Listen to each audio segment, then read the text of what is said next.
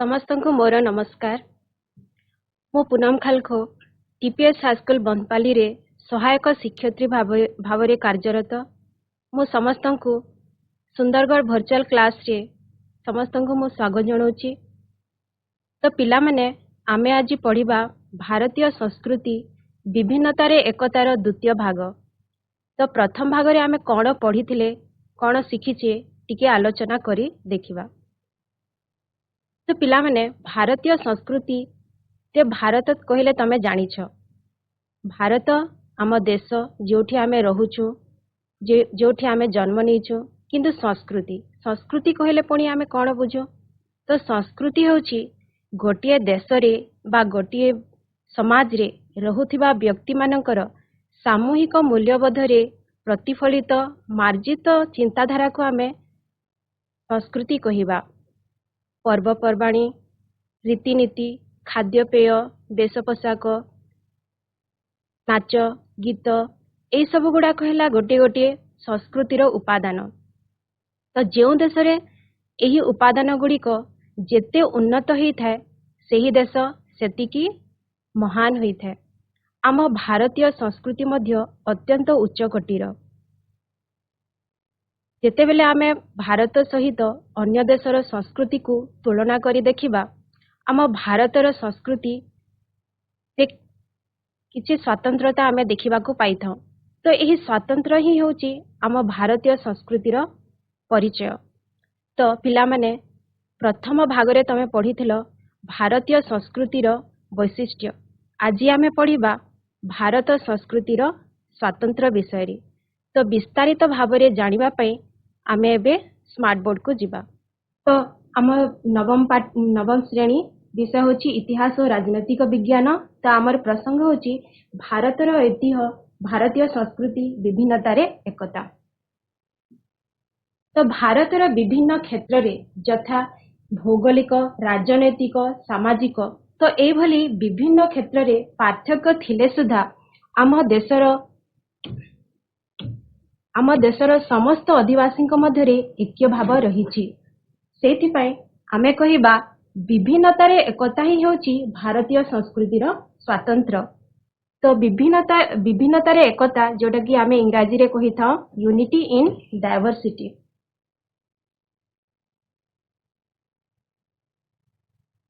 ଭାରତୀୟ ସଂସ୍କୃତିର ସ୍ୱାତନ୍ତ୍ର୍ୟକୁ ଆମେ ମୁଖ୍ୟତଃ 6 ଗୋଟି ଭାଗରେ ବିଭକ୍ତ କରିଛୁ। ପ୍ରଥମଟି ହେଲା ଭୌଗୋଳିକ ବିଭିନ୍ନତାରେ ଏକତା, ରାଜନୈତିକ ବିଭିନ୍ନତାରେ ଏକତା, ନେକ୍ସଟ ହେଲା ଜାତିଗତ ବିଭିନ୍ନତାରେ ଏକତା, ସେହିଭଳି ଧର୍ମଗତ ବିଭିନ୍ନତାରେ ଏକତା ଏବଂ ଭାଷାଗତ ବିଭିନ୍ନତାରେ ଏକତା ଏବଂ କଳାଗତ ବିଭିନ୍ନତାରେ ଏକତା। ଏବେ ପ୍ରତ୍ୟେକ ପଏଣ୍ଟକୁ ଆମେ ଗୋଟି ଗୋଟି କରି ଦେଖିବା।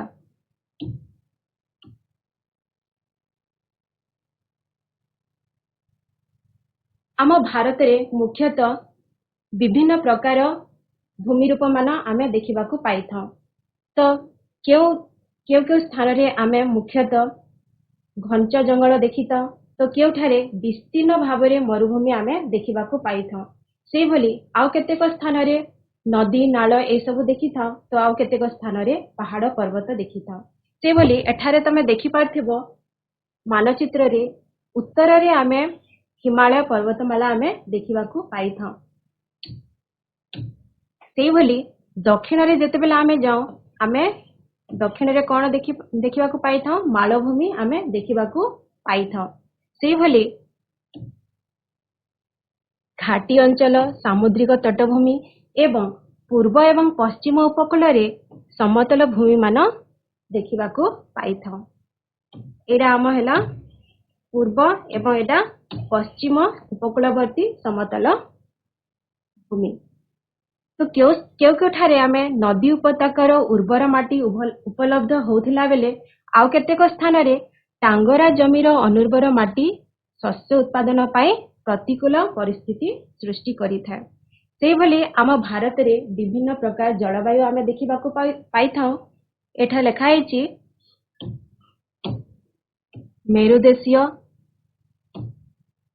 ମେରୁଦେଶୀୟ,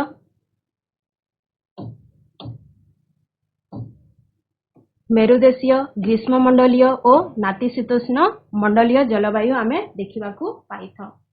भौगोलिक स्थितिर प्रभेद जो भारत में भिन्न भिन्न प्रकार जलवायु आम अनुभूत करिथाउ। सेठारे देखिबा मरुभूमि अंचल प्रखर ग्रीष्म आम देखा पाई था। प्रखर ग्रीष्म आम अनुभूत करिथाउ। ए भागरे जोटी राजस्थान अछि एवं हिमालय बरफांचल अंचल प्रबल शीत अनुभूत होता है। तो यही जगह आम प्रबल शीत अनुभूत करिथाउ। सेही भली दाक्षिणात्य पहाड़िय अंचल शुष्क जलवायु तथा पूर्व एवं पश्चिम रे आमे आर्द्र ग्रीष्ममंडलीय जलवायु अनुभूत करिथाउ।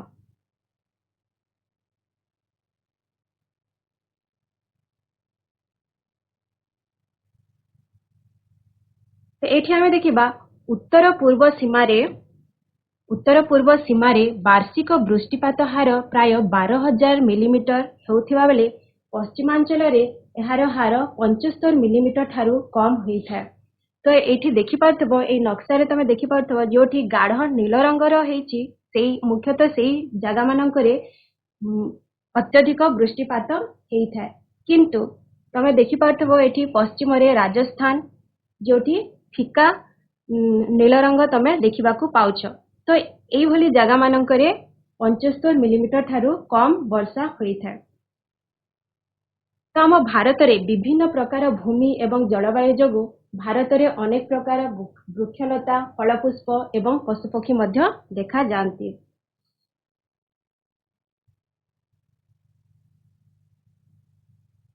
तो यही सब भौगोलिक विभिन्नता सत्वे भारत रे परिसीमा मध्य जेकोसी अधिवासी स्वाधीन भावे गोटे स्थान अन्य स्थान को यातायात करने एवं गोटे अंचल स्थानांतरित होई अन्य अंचल रे स्थायी बसति स्थापन करने कौनसी प्रतिबंधक नथिबारु समस्त भारतीय मानक मध्यरे ऐक्य भाव सृष्टि होईछि। ता माने आम भारत अधिवासी जेकोसी अधिवासी गोटे स्थान अन्य स्थान को से जाई पारिबे, ता सहित गोटे स्थान अन्य स्थान को जाइकी बसति स्थापन करि पारिबे।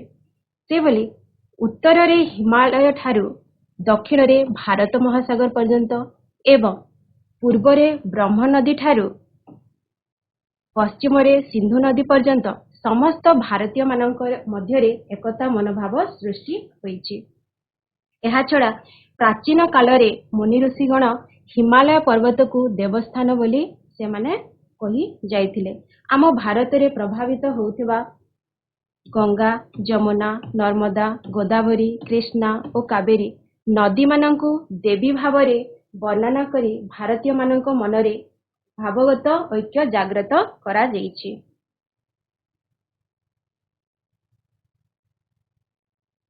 तो द्वितीय है आमर राजनैतिक विभिन्नतार एकता। ख्रीष्टपूर्व 6ष्ठ शताब्दी रे भारत 16टी महाजनपद बा राज्य रे विभक्त होइथिला। तो मानचित्र को देख एटी 16 राज्य दर्शा जाइछि, जेपरि कि ब्रिजी मल्ल काशी अंग मगध कुरु पांचाल कौशल। तो ए भलिया 16टी राज्य रे विभक्त होइथिला। किंतु ए जो राज्य गुड़ाक जो राजा शासक माने थिले से माने मुख्यतः एक अन्य प्रति साहाय्य करू नथिले। से माने एक अन्यर उन्नति पाई से माने चेष्टा करू नथिले एवं से माने जेतेबेले बाह्य देशरू कोनोसी शत्रु आक्रमण करथिले से माने एक अन्य को साहाय्य करू नथिले। सेथि पाई सेही समय रे अनेक अनैक्य सृष्टि होइथिला। किंतु कालक्रमे एही अनैक्य एवं विखंडीकरण रे भारतीय मानक मध्यरे ऐक्य भाव प्रतिष्ठित होइथिला। जेपरि कि प्राचीन युगरे चंद्रगुप्त मौर्य अशोक प्रथम चंद्रगुप्त समुद्रगुप्त विक्रमादित्य प्रभृति शासक माने भारतर विभिन्न राज्य जय करिवा परे निजर साम्राज्य गठन करथिले एवं एक शासनाधीन करी एकता भाव आनिथिले। एही राजा माने निजको राजा ମହାରାଜ ଧୀରାଜ ସମ୍ରାଟ ଏଭଳି ନାମରେ ଭୂଷିତ କରି ସମସ୍ତଙ୍କୁ ଏକ ଶାସନାଧୀନ କରି ଏକତା ଭାବ ଆଣିଥିଲେ। ମଧ୍ୟଯୁଗରେ ସେଇଭଳି ଆଲାଉଦ୍ଦିନ ଖିଲଜି, ଫିରୋଜ ଶାହ ତୁଗଲକ, ଆକବର, ଔରଙ୍ଗଜେବ, ଶିବାଜୀ ଏମାନେ ଅନେକ ରାଜ୍ୟକୁ ଜୟ କରି ସେମାନଙ୍କୁ କେନ୍ଦ୍ରୀୟ ଶାସନ ଅଧୀନରେ ସେମାନେ ରଖିପାରିଥିଲେ।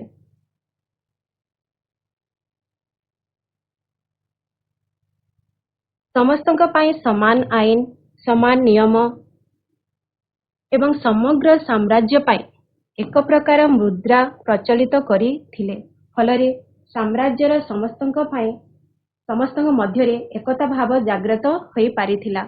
ଭାରତ ଇଂରେଜ ଶାସନାଧୀନକୁ ଆସିବା ପରେ ଇଂରେଜମାନଙ୍କ ଦ୍ୱାରା ସମସ୍ତ ଭାରତୀୟମାନଙ୍କ ପାଇଁ ଏକ ପ୍ରକାର ଆଇନ, ଏକ ପ୍ରକାର ଶିକ୍ଷା ପ୍ରଣାଳୀ ତଥା ଡାକତାର ଓ ରେଳ ସେବା ପ୍ରଚଳନ କରିଥିଲେ, ଯଦ୍ୱାରା ଭାରତବାସୀଙ୍କ ମଧ୍ୟରେ ଐକ୍ୟ ଭାବ ଦୃଢ଼ୀଭୂତ ହୋଇପାରିଥିଲା।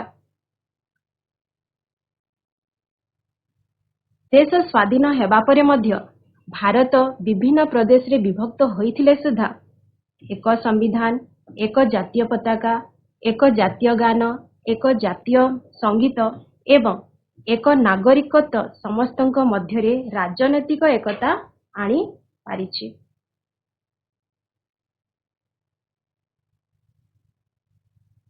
ତ ଏଠିରେ କେତେଗୁଡ଼ିଏ ଇଂରେଜମାନଙ୍କ ଅବଦାନ ଯେଉଁଟାକି ଆମ ଭାରତୀୟମାନଙ୍କ ମଧ୍ୟରେ ଏକତା ଭାବ ଆଣିପାରିଥିଲା। ତ ଏଠାରେ ଆମେ ଦେଖିବା 1835 ମସିହାରେ ଭାରତର ଗଭର୍ଣ୍ଣର ଜେନେରାଲ ତଥା ବଡ଼ ଲର୍ଡ ୱିଲିୟମ ବେଣ୍ଟିକ ପାଶ୍ଚାତ୍ୟ ଶିକ୍ଷାର ପ୍ରଚଳନ କରିଥିଲେ। ଏଠାରେ ତମେ ପିକ୍ଚର ଦେଖିପାରୁଥିବ ଲର୍ଡ ୱିଲିୟମ ବେଣ୍ଟିକ। ତ ସେ ସର୍ବପ୍ରଥମେ ଇଂରାଜୀ ଭାଷାକୁ ଆମ ଭାରତରେ ଆଣିଥିଲେ, ପାଶ୍ଚାତ୍ୟ ଶିକ୍ଷାର ପ୍ରଚଳନ ସେ କରେଇଥିଲେ। ତାପରେ 1854 ମସିହା ଲର୍ଡ ଡେଲହାଉସିଙ୍କ ଦ୍ୱାରା ଭାରତରେ ସମାନ ଶିକ୍ଷା ପ୍ରଣାଳୀ, ସ୍ଥାନୀୟ ଭାଷାରେ ପ୍ରାଥମିକ ଶିକ୍ଷାଦାନ ସେ ପ୍ରଚଳିତ କରେଇଥିଲେ। ଲର୍ଡ ଡେଲହାଉସିଙ୍କ ପିକ୍ଚର ତମେ ଦେଖିପାରୁଥିବ ଏଠି। ତ ସେ ସ୍ଥାନୀୟ ଭାଷାରେ ପ୍ରାଥମିକ ଶିକ୍ଷାଦାନ, ପ୍ରାଥମିକ ସ୍ତରରେ ସ୍ଥାନୀୟ ଭାଷାକୁ ସେ ପ୍ରଚଳନ କରିଥିଲେ। ସ୍ଥାନୀୟ ଭାଷାରେ ଯେତେବେଳେ ପାଠ ପଢା ହେଲା ସମସ୍ତେ ବୁଝିପାରିଲେ। ସେହିପରି 1852 ମସିହାରେ ଦୂର ସ୍ଥାନକୁ ବାର୍ତ୍ତା ପ୍ରେରଣ ପାଇଁ ତାର ବ୍ୟବସ୍ଥାର କରାଗଲା।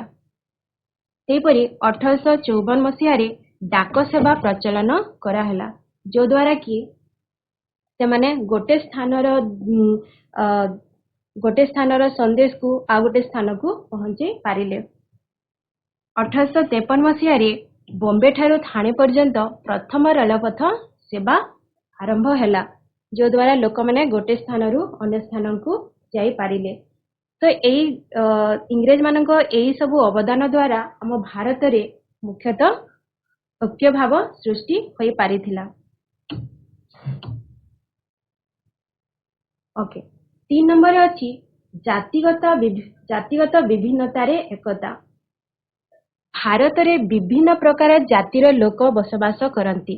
ତ ଡକ୍ଟର ବିରଜା ଶଙ୍କର ଗୁହାଙ୍କ ମତରେ ଭାରତରେ ମୁଖ୍ୟତଃ 6 ପ୍ରକାର ଜାତିର ଲୋକ ଅଛନ୍ତି। ସେମାନେ ହେଲେ ନେଗ୍ରିଟୋ, ମଙ୍ଗୋଲାଇଡ, ମେଡିଟେରିଆନ ବା ଦ୍ରାବିଡିଆନ, ପଶ୍ଚିମ ବ୍ରାସିସେଫାଲସ ଓ ନର୍ଡିକ ବା ଇଣ୍ଡୋ ଆରିଆନ ଏବଂ ପ୍ରୋଟୋ ଅଷ୍ଟ୍ରେଲଏଡ। ତ ତାଙ୍କ ମତରେ ଡକ୍ଟର ବିରଜା ଶଙ୍କର ଗୁହାଙ୍କ ମତରେ ଆମ ଭାରତରେ 6 ପ୍ରକାର ଜାତିର ଲୋକ ବସବାସ କରୁଛନ୍ତି। ତ ଏଇଭଳି ଅନେକ ପ୍ରକାର ଜାତିର ଲୋକ ବସବାସ କରୁଥିବାରୁ ଆମ ଭାରତର ଐତିହାସିକ ଭିନସେଣ୍ଟ ସ୍ମିଥ କହିଛନ୍ତି ବୈଜ୍ଞାନିକ ପଦ୍ଧତିରେ ବିଭିନ୍ନ ମାନବ ଗୋଷ୍ଠୀର ତୁଳନାତ୍ମକ ଅଧ୍ୟୟନ ପାଇଁ ଭାରତ ଏକ ସଂଗ୍ରହାଳୟ। ଭାରତରେ ଜଙ୍ଗଲୀ ଜନଜାତି, ଗ୍ରୀକ, ତୁର୍କ, ଶକ, କୁଷାଣ, ହୁନ, ମଙ୍ଗୋଳୀୟ, ଆରବୀୟ ଓ ଆଫଗାନ ଲୋକ ଅନ୍ତର୍ଭୁକ୍ତ। ତ ଏଇ ଜାତିର ଲୋକମାନେ ଏବେ ବି ଅଛନ୍ତି। ଭାରତରେ ବିଭିନ୍ନ ଜାତିର ଲୋକ ବାସ କରୁଥିଲେ ସୁଦ୍ଧା କାଳକ୍ରମେ ସେମାନଙ୍କର ପରସ୍ପର ସହିତ ସମ୍ମିଶ୍ରଣ, ଭାରତର ମୂଳ ସଂସ୍କୃତି ଗ୍ରହଣ ଫଳରେ ସେମାନଙ୍କ ମଧ୍ୟରେ ଭାରତୀୟ ଭାତୃଭାବ ଜାଗ୍ରତ ହୋଇଛି ଏବଂ ଜାତୀୟ ପ୍ରକାରଭେଦରେ ଜାତୀୟ ଐକ୍ୟ ସୃଷ୍ଟି ହୋଇପାରିଛି। ଏପରିକି ବିଦେଶୀମାନେ ମଧ୍ୟ ଆମ ଭାରତରେ ଆସି ସେମାନେ ସ୍ଥାୟୀ ଭାବରେ ଏଠି ରହିଯାଇଛନ୍ତି ଏବଂ ନିଜକୁ ଗୋଟିଏ ଭାରତୀୟ ଭାବରେ ଦର୍ଶାଉଛନ୍ତି।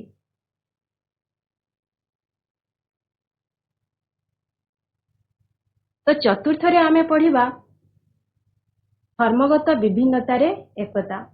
ଭାରତରେ ମୁଖ୍ୟତଃ 6ଟି ଧର୍ମ ସମ୍ପ୍ରଦାୟର ଲୋକ ବାସ କରୁଛନ୍ତି।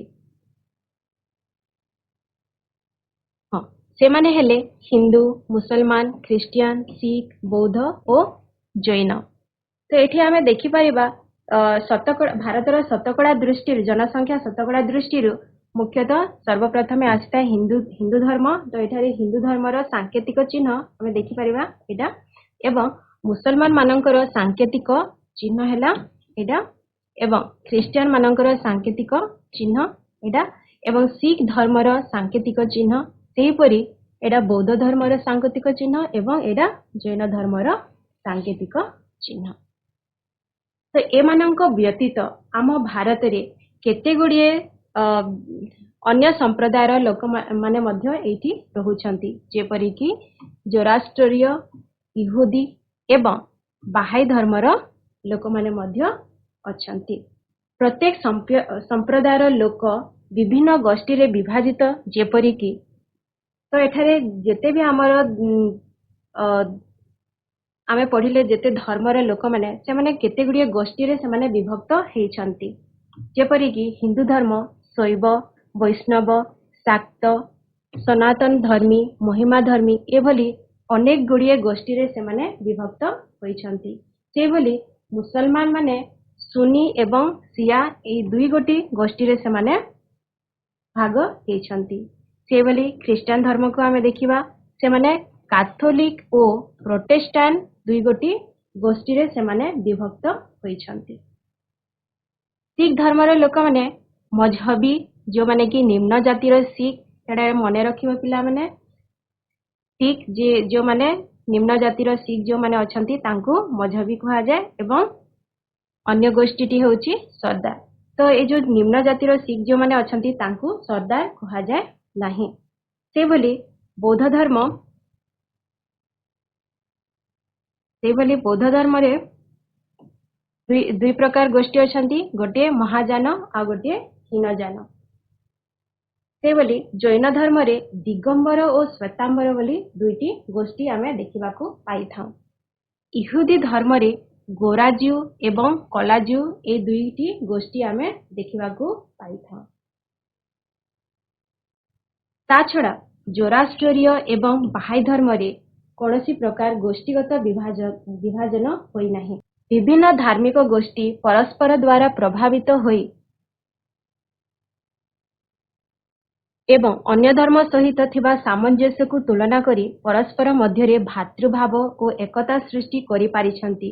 ପ୍ରତ୍ୟେକ ଧର୍ମର ଲକ୍ଷ୍ୟ ଏକ, କିନ୍ତୁ ଲକ୍ଷ୍ୟ ସାଧନାର ପନ୍ଥା ଅଲଗା ବୋଲି ଉପଲବ୍ଧ କରି ସବୁ ଧର୍ମର ଲୋକଙ୍କ ମଧ୍ୟରେ ଏକ ଭାବ ଜାଗ୍ରତ ହୋଇଛି। ଭାରତରେ ଧର୍ମଗତ ନିର୍ବିଶେଷରେ କେତେକ ପର୍ବ ଅଛି ଯେଉଁଟାକି କୌଣସି ଗୋଟିଏ ନିର୍ଦ୍ଦିଷ୍ଟ ଧର୍ମରେ ସୀମିତ ହୋଇନାହିଁ, ଯେପରିକି ଏଠାରେ ଆମେ ଦେଖିବା ହୋଲି, ଦଶହରା, ଦୀପାବଳି, ଇଦ୍, ମହରମ, ଖ୍ରୀଷ୍ଟମାସ, ନୂଆବର୍ଷ, ବୁଦ୍ଧ ଜୟନ୍ତୀ, ମହାବୀର ଜୟନ୍ତୀ, ଗୁରୁ ନାନକ ଜୟନ୍ତୀ ଏଭଳି ଆଉ କେତେ ଗୁଡ଼ିଏ ପର୍ବ ଅଛି ଯୋଉଟାକି ସମସ୍ତେ ମିଶିକି ଆମେ ପାଳନ କରିଥାଉ। ତ ଏଇଟା ଗୋଟିଏ ଧର୍ମରେ ସୀମିତ ହୋଇ ରହିନାହିଁ, ଏଇଟା ସମସ୍ତେ ଆମେ ମିଶିକି ପାଳନ କରିଥାଉ। ସେହିପରି ବେଦ, ଉପନିଷଦ, ଗୀତା, ରାମାୟଣ, ମହାଭାରତର ସାରମର୍ମ ପ୍ରତ୍ୟେକ ଭାରତୀୟଙ୍କୁ ପ୍ରଭାବିତ କରିପାରିଛି।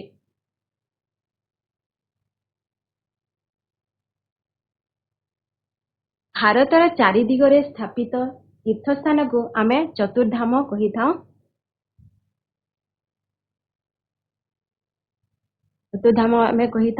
ତ ଚାରି ଦିଗରେ ଥିବା मंदिर गुड़ाक पिक्चर तमे देखि पारथबो एठी सर्वप्रथमे देखो पूर्वरे पुरी मंदिर अछि जोटा कि आम ओडिसा रे अवस्थित एडा पुरी मंदिर पिक्चर तमे देखि पारथबो सेहि भली पश्चिम रे आम द्वारका मंदिर जोटा कि गुजरात रे अवस्थित एडा द्वारका मंदिर ता सहित उत्तर रे तमे बद्रीनाथ तमे देखि पारुछ उत्तराखंड रे एडा अछि ए पिक्चर को देखो ता सहित दक्षिण रे रामेश्वरम जोटा कि तमिलनाडु रे अवस्थित एटा रामेश्वरम मंदिर रा पिक्चर ओके मध्य जुगर भक्ति आंदोलन और सूफी आंदोलन हिंदू और मुसलमान मानक मध्य एकता आनी थिला तो एठारे देखो उभय धर्मर समन्वय रे प्रतिष्ठित सत्यपीर धर्ममत उभय संप्रदाय मध्य एकता भाव जागृत करी पारिथिला तो एठी उभय धर्म तार माने एठी हिंदू एवं मुसलमान धर्म र समन्वय रे प्रतिष्ठित सत्यपीर धर्ममत तो सत्यपीर धर्ममत एडा मने रखिबो एडा उभय संप्रदाय मध्य एकता भाव सृष्टि करी पारिथिला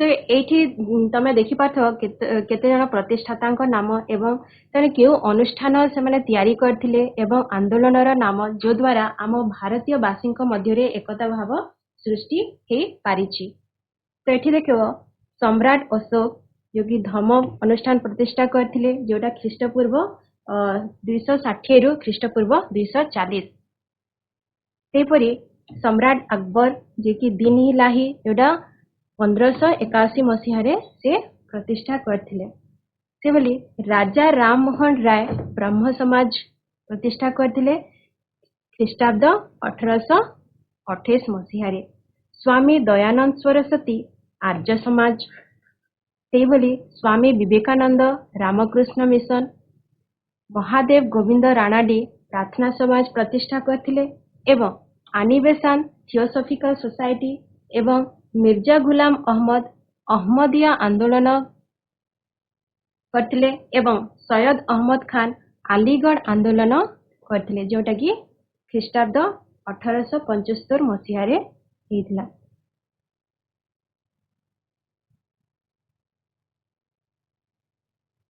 तो ये जो आंदोलन एवं ये अनुष्ठान द्वारा प्रत्येक भारतीय हृदय रे ऐक्य भाव सृष्टि हेइथिला सेपरि स्वाधीनता परे भारत रे धर्मनिरपेक्षता पाई सांविधानिक व्यवस्था प्रत्येक धर्म प्रति सम्मान सहनशीलता सहित ऐक्य भावर वार्ता दे आसीछि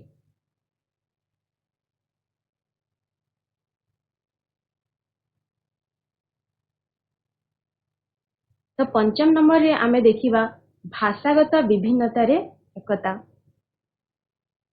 भारतीय संविधान रे 22 टी भाषा को स्वीकृति प्रदान करा जाइछि 22 टी भाषा को स्वीकृति दिया जाइछि आ से गुडी कहले आसामी बंगला बोडो गुजराती हिंदी कन्नड़ से भली काश्मीरी कोंकणी मणिपुरी मराठी नेपाली ओडिया पंजाबी संस्कृत सांताली हिंदी तमिल तेलुगु डोगरी मैथिली मलयालम और उर्दू तो ये 22 कोटी भाषा को आम भारतीय संविधान रे ताहाको स्वीकृति प्रदान करा जाइछि तमे देखि पारथबे एठी भारतर मानचित्र केउ राज्य रे केउ भाषा कहा जाय एठी सबु वर्णना करा हेछि सेभली देश रे प्राय 1652 टी मातृभाषा थिबार अनुमान करा जाय तो आम भारत रे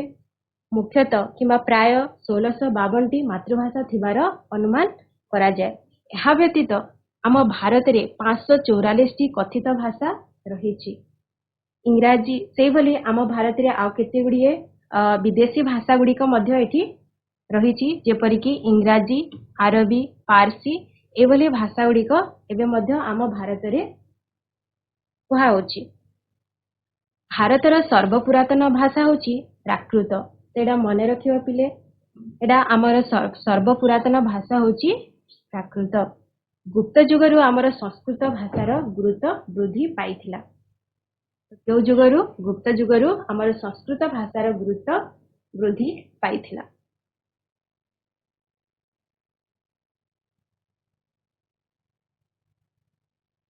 तापरे समय क्रमे अनेक आंचलिक भाषार उत्पत्ति ହେଲା ଏବଂ आंचलिक भाषा गुड़िकर बहु अंश संस्कृत भाषारू आनीत हेबारू ताहा भाषागत विभिन्नतार एकता भाव आनिबारे साहाय्य करथिला।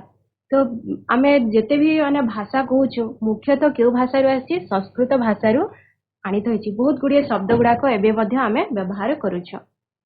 मुसलमान मानक आगमन फलरे भारत रे उर्दू और फरासी भाषार प्रचलन हैला। तो हिंदी भाषा सहित एई दुई भाषार सामंजस्य थिबारु मुख्यतः आमे पार्थक्य तार माने अति स्पष्ट भाव परिलक्षित न हेबारु हमको किछि जଣା पड़े नै। आमे एडा सब हिंदी भली लागि था। उर्दू एवं फरासी भाषाटा हिंदी भली लागि था। तो ब्रिटिश शासन काल रे भारत रे इंग्राजी भाषार व्यवहार हैला एवं शिक्षादानर माध्यम रूपे तथा सरकारी कार्य रे कोर्ट कचेरी रे व्यवहार हैला। तो ब्रिटिश शासन काल रे ब्रिटिश शासन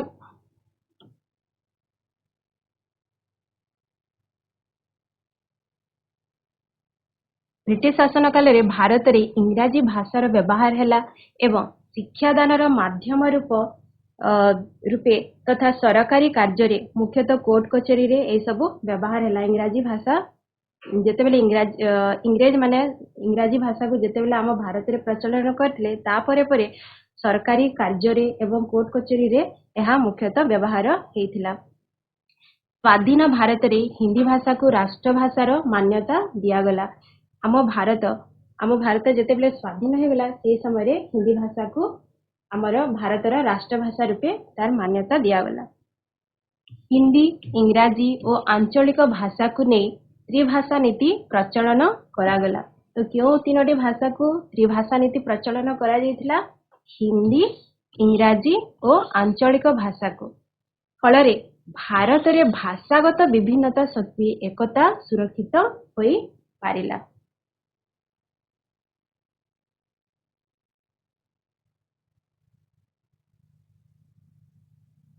तापरे देखिबा कलागत विभिन्नता रे एकता। तो भारत रे चित्रकला शिल्पकला स्थापत्य भास्कर्य वाद्य नृत्य संगीत और साहित्य रे विविधता देखा जाए एवं यही विविधता भारतीय कला को अधिक समृद्ध करी पारिछि। ऐतिहासिक जुगरु आरंभ करी गुप्त युग कुषाण युग मोगल जुगरु चित्रकला पाई समस्त भारतीय गर्वित। सेपरी भारतर शिल्पकला देश रे और देश बाहर सुप्रसिद्ध। जंती आम ओडिशार तारकसी काम सेपरी बिहार मधुबन जो पेंटिंग था। तो ए गुडाक जो चित्रकला शिल्पकला जो अच्छी से गुडाक केवल आम राज्य रे किमा देश रे नह देश बाहर मध्य सुप्रसिद्ध हेछि। भिन्न भिन्न शैली रे निर्मित मंदिर मस्जिद गिरजा गुरुद्वार तथा गुंफा मानकर कला और स्थापत्य भारतीय कलार प्रदर्शन करिथा। से प्रकार विभिन्न प्रकार वाद्य यंत्र देशर कौनसी एक निर्दिष्ट अंचल रे बा आदिवासी मानक द्वारा सृष्टि होइथिले सुद्धा सेगुड़िक सर्वभारतीय स्वीकृति लाभ करिछि। जेपरि कि ताबला जोटा कि आम भारत रे गोटे निर्दिष्ट स्थान रे एटा सृष्टि होइथिले सुद्धा एटा एबे पूरा भारत रे ता सहित भारत बाहर मध्य एटा सुप्रसिद्ध हे पारिछि।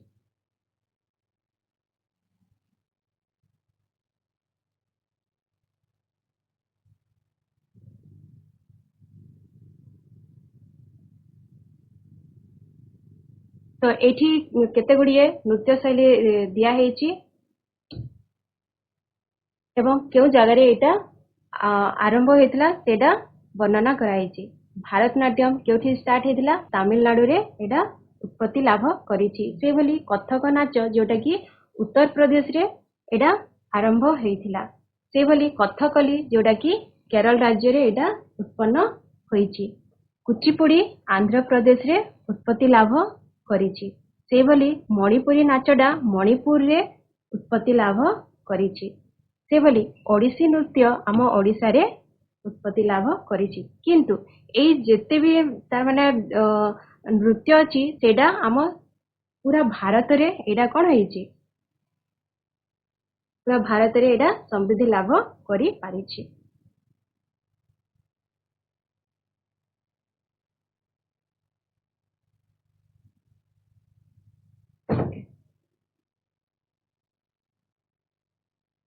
ସେହିପରି ଭାରତନାଟ୍ୟମ, କଥକ, କଥକଲି, କୁଚିପୁଡ଼ି, ମଣିପୁରୀ ଓ ଓଡ଼ିଶୀ ନୃତ୍ୟଶୈଳୀ ଏକ ନିର୍ଦ୍ଦିଷ୍ଟ ଅଞ୍ଚଳରୁ ଜାତ ହୋଇଥିଲେ ସୁଦ୍ଧା ମଧ୍ୟ ଏଗୁଡ଼ିକର ସର୍ବଭାରତୀୟ ମର୍ଯ୍ୟାଦା ଲାଭ କରିଛି। ତ ଏବେ ଜଷ୍ଟ ମୁଁ କହିଲି ଯୋଉଟାକି ଭାରତନାଟ୍ୟମ ତାମିଲନାଡୁରେ ହେଇଛି, କୁଚିପୁଡ଼ି ଆନ୍ଧ୍ରପ୍ରଦେଶରେ, ମଣିପୁରୀ ମଣିପୁରରେ, ଓଡ଼ିଶୀ ଓଡ଼ିଶାରେ, ସେଭଳି କେତେକ ନିର୍ଦ୍ଦିଷ୍ଟ ଜାଗାରେ ଏଇଟା ଆରମ୍ଭ ହେଇଥିଲେ କିମ୍ବା ଜାତ ହେଇଥିଲେ ସୁଦ୍ଧା ଏଇଟା ସର୍ବଭାରତୀୟ ମର୍ଯ୍ୟାଦା ଲାଭ କରିଛି। ସେହିପରି ସମସ୍ତ ଶାସ୍ତ୍ରୀୟ ସଙ୍ଗୀତ ସାମବେଦରୁ ଉତ୍ପନ୍ନ ହୋଇଛି। ସମସ୍ତ ଶାସ୍ତ୍ରୀୟ ସଙ୍ଗୀତ ସାମବେଦରୁ ଉତ୍ପନ୍ନ ହୋଇଛି। ତ ଏଇଟା ମନେ ରଖିବା ପିଲେ, ଏଇଟା ସାମବେଦରୁ ଉତ୍ପନ୍ନ ହୋଇଛି। ଯେକୌଣସି ଶାସ୍ତ୍ରୀୟ ସଙ୍ଗୀତ ଅଛି ଆମ ଭାରତରେ ସମସ୍ତ ଶାସ୍ତ୍ରୀୟ ସଙ୍ଗୀତ ସାମବେଦରୁ ଉତ୍ପନ୍ନ। ସେହିଭଳି ଅନେକ ଗୀତ ଲୋକଗୀତରୁ ସୃଷ୍ଟି ହୋଇଛି। ରାଗ, ଭୂପାଲି, ଅହିର, ଭୈରବ, ସାରଙ୍ଗ, ହିନ୍ଦୁସ୍ତାନୀ ଭାରତୀୟ ଲୋକ ଗୀତରୁ ଆନିତ ହୋଇଛି। ଫଳରେ ସଙ୍ଗୀତ କଳାର ବିଭିନ୍ନତାରେ ଏକତା ସୃଷ୍ଟି ହୋଇପାରିଛି। ପାରିଲ ଭାରତର ବିଭିନ୍ନ ଅଞ୍ଚଳର ଜନପ୍ରିୟ ସାହିତ୍ୟ ଅନ୍ୟ ଭାଷାରେ ଅନୁବାଦିତ ହୋଇ ଓ ଭାରତୀୟ ସ୍ୱୀକୃତି ଲାଭ କରି ସାହିତ୍ୟର বিভিন্নତାରେ ଏକତା ସୃଷ୍ଟି ହୋଇପାରିଛି। ତ ସେଇଥିପାଇଁ ଆମ ବିଭିନ୍ନତାରେ ଏକତା ଏଇଭଳି ସ୍ୱତନ୍ତ୍ର ପୃଥିବୀର ଅନ୍ୟ କୌଣସି ଦେଶରେ ସଂସ୍କୃତିରେ ତାର ମାନେ କ୍ୱଚିତ ଦେଖାଯାଇଥାଏ। ତ ତା ପୂର୍ବ ପାଠରେ ଆମେ ପଢିଥିଲେ ଭାରତୀୟ ସଂସ୍କୃତିର ବୈଶିଷ୍ଟ୍ୟ, ଯୋଉଟା କି ପ୍ରାଚୀନତା, ନିରବଚ୍ଛିନ୍ନତା, ଉଦାରତା, ନିରପେକ୍ଷତା, ସାର୍ବଜନୀନତା ଓ ବ୍ୟାପକତା। ଏବଂ ଆଜି ଆମେ ପଢିଲେ ଭାରତୀୟ ସଂସ୍କୃତିର ସ୍ୱାତନ୍ତ୍ର୍ୟ, ଯୋଉଟା କି 6 ଭାଗରେ ବିଭକ୍ତ ହେଇଥିଲା, ଯୋଉଟା କି ଭୌଗୋଳିକ, ରାଜନୈତିକ, ଜାତିଗତ, ଧର୍ମଗତ, ଭାଷାଗତ ଓ କଳାଗତ। ତ ପିଲାମାନେ ଆଉ ଥରେ ଜଷ୍ଟ ଟିକେ ରିଭାଇଜ କରିଦେବା। ଭାରତର ବିଭିନ୍ନ କ୍ଷେତ୍ର ଗୁଡାକ ଯେପରିକି ଭୌଗୋଳିକ, ରାଜନୈତିକ, ସାମାଜିକ, ଏଇ ସବୁ କ୍ଷେତ୍ର ଗୁଡାକ ପାର୍ଥକ୍ୟ ଥିଲେ ସୁଦ୍ଧା ଆମ ଦେଶର ସମଗ୍ର ଦେଶର ଅଧିବାସୀ ମାନେ ଐକ୍ୟ ଭାବ ତାଙ୍କ ଭିତରେ ରହିଛି। ସେଇଥିପାଇଁ ବିଭିନ୍ନତାରେ ଏକତା ହିଁ ହେଉଛି ଭାରତୀୟ ସଂସ୍କୃତିର ସ୍ୱାତନ୍ତ୍ର୍ୟ, ଯୋଉଟା କି ଆମେ ଏଇ 6 ବିଭାଗରେ ଆମେ ବିଭକ୍ତ କରିଛୁ। ଭାରତୀୟ ସଂସ୍କୃତିର ସ୍ୱାତନ୍ତ୍ର୍ୟ ଗୋଟେ ଗୋଟେ କରି ଆମେ ଦେଖିଲେ ଭୌଗୋଳିକ, ରାଜନୈତିକ, ଜାତିଗତ, ଧର୍ମଗତ, ଭାଷାଗତ ଏବଂ କଳାଗତ। ତ ପ୍ରଥମରେ ଆମେ ଭୌଗୋଳିକ ବିଭିନ୍ନତାରେ ଆମେ ଭାରତର ଭୂମି ରୂପ ଏବଂ ମୃତ୍ତିକା ଏବଂ ଜଳବାୟୁ ଆମେ ଦେଖିଲେ। ସେଇଭଳି ଦ୍ୱିତୀୟରେ ରାଜନୈତିକ ବିଭିନ୍ନତାରେ ଏକତା, ଯୋଉଠିକି ଆମେ ଖ୍ରୀଷ୍ଟପୂର୍ବ 6ଠ ଶତାବ୍ଦୀରେ କେମିତି ରାଜ୍ୟ ଗୁଡାକ ଥିଲା, କିଭଳି ଶାସକ ମାନେ ଏକନ୍ୟର ମାନେ ଏକନ୍ୟ ଭିତରେ ଯୋଉ ଏକଙ୍କ ଭିତରେ ସାହାଯ୍ୟ ନଥିଲା ଏବଂ ସେଇଥିପାଇଁ ଅନୈକ୍ୟ ସୃଷ୍ଟି ହୋଇପାରିଥିଲା। କିନ୍ତୁ ପରେ ପରେ ଯେତେବେଳେ ପ୍ରାଚୀନ ଯୁଗରେ ଯୋଉ ଚନ୍ଦ୍ରଗୁପ୍ତ ମୌର୍ଯ୍ୟ, ଅଶୋକ ପ୍ରଥମ, ଚନ୍ଦ୍ରଗୁପ୍ତ, ସମୁଦ୍ରଗୁପ୍ତ, ଏଇ ରାଜାମାନେ ଯେତେବେଳେ ଆସିଥିଲେ ସେମାନେ ବିଭିନ୍ନ ରାଜ୍ୟକୁ ଜୟ କରିବା ପରେ ନିଜର ସାମ୍ରାଜ୍ୟ ଗଠନ କରିଥିଲେ ଏବଂ ଏକ ଶାସନାଧୀନ କରି ଏକତା ଭାବ ଆଣିପାରିଥିଲେ। ସେହିପରି ମଧ୍ୟଯୁଗରେ ମଧ୍ୟ ଆଲାଉଦ୍ଦିନ ଖିଲଜି, ଫିରୋଜ ଶାହ ତୁଗଲକ, ଆକବର, ଔରଙ୍ଗଜେବ, ଶିବାଜୀ ଏମାନେ ମଧ୍ୟ ସମସ୍ତଙ୍କୁ ସବୁ କ୍ଷୁଦ୍ର ରାଜ୍ୟକୁ ସେମାନେ କେନ୍ଦ୍ରୀୟ ଶାସନ ଅଧୀନରେ ରଖିପାରିଥିଲେ। ତ ଏହିପରି ଭାବରେ ଆମ ଭାରତରେ ଗୋଟିଏ ଏକତା ଭାବ ସୃଷ୍ଟି ହୋଇପାରିଥିଲା। ତାପରେ ଯେତେବେଳେ ଇଂରେଜ ମାନେ ଆମ ଭାରତକୁ ଆସିଥିଲେ ସେମାନେ ଆମ ଭାରତରେ ଏକ ପ୍ରକାର ଆଇନ, ଏକ ପ୍ରକାର ଶିକ୍ଷା ପ୍ରଣାଳୀ, ଡାକତାର, ରେଳ ସେବା ଏସବୁ ପ୍ରଚଳନ ଫଳରେ ଆମ ଭାରତୀୟ ମାନଙ୍କ ମଧ୍ୟରେ ଐକ୍ୟ ଭାବ ଦୃଢୀଭୂତ ହେଇପାରିଥିଲା।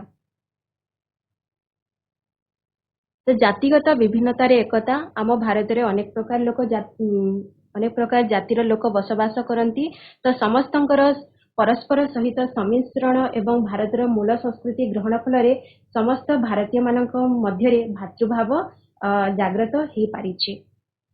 सेहिभली भाषागत विभिन्नतार आमे देखिथिलु माने आम 22टी भाषा जो अच्छी मातृभाषा सॉरी जोटा 22टी भाषा अच्छी सेटा को आम भारत संविधान रे ताकू स्वीकृति प्रदान करा जाइछि। ता सहित आम भारत रे प्राय 1652टी मातृभाषा थिबार अनुमान करा जाय एवं कथित भाषा रहिछि 544टी एवं आमर सर्वपुरातन भाषा होछि प्राकृत। तो क्यों जुगरु माने संस्कृत भाषार गुरुत्व वृद्धि पाइथिला गुप्त जुगरु आमर संस्कृत भाषार गुरुत्व वृद्धि पाइथिला। सेहिभली कलागत विभिन्नतार आमे देखिथिले किभली माने गोटे जगार माने आम वाद्य यंत्र किंबा आमर जो नृत्य संगीत ये सब गोटे जगार सृष्टि हेइथिले सुधा सेडा किभली आम समग्र भारत रे एडा समृद्धि लाभ करिछि। तापरे तम मानक पाई केतोटी प्रश्नावली रही। तो एक नंबर आमे देखिबा डैश होची भारतीय संस्कृतिर स्वातंत्र। तो ऑप्शन रे अछि धर्मगत विभिन्नता भौगोलिक विभिन्नता विभिन्नतार एकता एवं सार्वभौम क्षमता। तो ये चारोटी ऑप्शन भितर केउटा सठिक उत्तर पिला माने भाबिकी कह आउ थरे कह। बहुत सुंदर। तो आमर उत्तर होची विभिन्नतार एकता विभिन्नतार एकता। ओके 2 नंबर क्यों वेदरु भारतीय शास्त्रीय संगीतर उत्पत्ति होईछि। तो एठारे चारटी ऑप्शन अछि अथर्ववेद ऋग्वेद सामवेद सामवेद सामवेद सामवेद सामवेद सामवेद सामवेद। ओके सामवेद। तो सठिक उत्तर होछि बहुत बढ़िया। तापरे देखिबा 3 नंबर क्यों मानकु मजहबी कहा जाए। एठारे प्रथम ए ऑप्शन अछि मुसलमान सुन्नी 2 नंबर अछि मुसलमान शिया तापरे 3 निम्न जातिर सिख। बहुत बढ़िया। ओके तो उत्तरटी होछि निम्न जातिर सिख। ओके नेक्स्ट अछि मध्य युगर शेष भाग रे क्यों धर्ममत हिंदू और मुसलमान मानक मध्य रे एकता भाव जागृत करिछि। तो एठारे ऑप्शन अछि भक्ति सूफी सत्यपीठ दिनी लाही। तो केउटी सठिक उत्तर दिल्ली लाही दिन ई लाही। एडा सठिक उत्तर नहे ठीक उत्तर देबा ପାଇଁ चेष्टा करो नाइ। तो सठिक उत्तर होची सूफी ऑप्शन बी सूफी नाइ सेटा भी भूल उत्तर हे गला। तो सठिक उत्तर होची सत्यपीठ सत्यपीठ। ओके नेक्स्ट हला आर्य समाज रो प्रतिष्ठाता किए। तो एठारे ऑप्शन अछि Raja Rammohan Roy Dayanand Saraswati Swami Vivekananda Mahadev Govind Ranade. Dayanand Saraswati very good very good. तो सठिक उत्तर होची Dayanand Saraswati. 6 number theosophical society किए प्रतिष्ठा करिथिले। तो एठारे ऑप्शन अछि दयानंद सरस्वती आनी बेसंत मिर्जा गुलाम मोहम्मद सैयद अहमद खान। आनी बेसांत बहुत बढ़िया आनी बेसांत। हाँ वेरी गुड। ओके 7 नंबर अछि अहमदिया आंदोलन किए आरंभ करिथिले। तो एठारे 4टा ऑप्शन अछि फर्स्ट नंबर सैयद अहमद खान मिर्जा गुलाम अहमद राम मोहन राय आनी बेसांत। तो केउडा सठिक उत्तर हेबो राजा मोहन राय। नाइस एडा रॉन्ग आंसर हे जिवो आडिके चिंता करो। हाँ ऑप्शन बी रे कोन अछि मिर्जा गुलाम मोहम्मद। Very good. तो एठी आंसर होची मिर्जा गुलाम अहमद। ओके 8 नंबर रे देखो भारत रे प्राय केतोटी मातृभाषा थिबार जणा जाय हला। तो ऑप्शन अछि 544 70 1652 ऑप्शन सी 1652। हाँ तो एडा सठिक उत्तर 1652 बहुत बढ़िया। ओके 9 नंबर क्वेश्चन देखो क्यों भाषा भारतर सर्वपुरातन भाषा भावे परिगणित हुए। एठारे उत्तर अछि Prakrit. Option B Prakrit Prakrit option B Prakrit. Very good. तो एठी सठिक उत्तर होची प्राकृत। बहुत बढ़िया। नेक्स्ट हला क्यों तीनोटी भाषा को नहीं भारत रे त्रिभाषा नीति प्रचलन करागला? हिंदी इंग्राजी आंचलिक भाषा, हिंदी उर्दू आंचलिक भाषा, हिंदी इंग्राजी हिंदी इंग्राजी आंचलिक भाषा। Option A. Option A Hindi इंग्राजी आंचलिक भाषा। हाँ तो सठिक उत्तर होची हिंदी इंग्राजी और आंचलिक भाषा। ओके तम पाई गोटे गृह कार्य अछि एडा समस्त लेखिनिया पिला माने आ तमरो जो जे पढ़ांती तुमको कोन इतिहास से मैडम को तमे एडा देखिबो। तो एडा अछि भारत रे इंग्राजी भाषार प्रचलन सपक्ष और विपक्ष रे एक संक्षिप्त तर्कमूलक लेखाडीए लेखिबो 10टा लाइन किबा 15टा लाइन जहां भी तमे लेखिकी देखिबो। Thank you.